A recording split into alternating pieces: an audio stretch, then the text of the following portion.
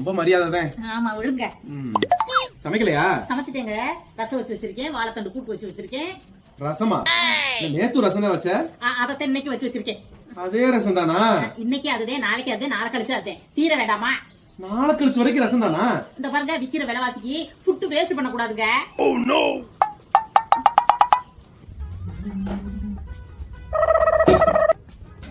இதுதான் ரசமா? இவ்வளவு ரசம் இருந்தாக்க எப்படி அவ குழம்பு வைப்பா?